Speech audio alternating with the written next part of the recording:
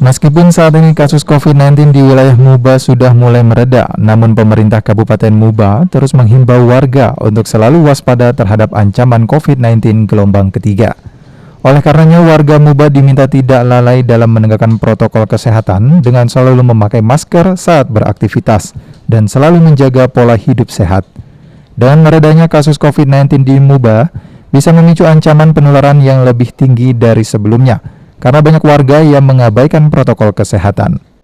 Ya, kalau kita sudah mendengar bahwa sudah ada isu terhadap ancaman gelombang ketiga, tapi ya kita terima kasih karena ini artinya warning bagi kita agar kita tetap mengendalikan dan tetap menjaga protokol kesehatan karena kita sekali ini kita berdampingan dengan COVID-19.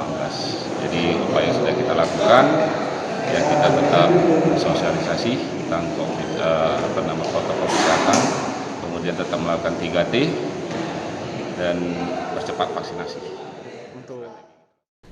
Oleh karenanya, saat ini Pemkab Muba terus menggencarkan percepatan vaksin COVID-19 serta mensosialisasikan pentingnya mematuhi protokol kesehatan bagi masyarakat Muba sebagai langkah awal pencegahan gelombang ketiga wabah COVID-19. Rozi Iskandar, PAL TV.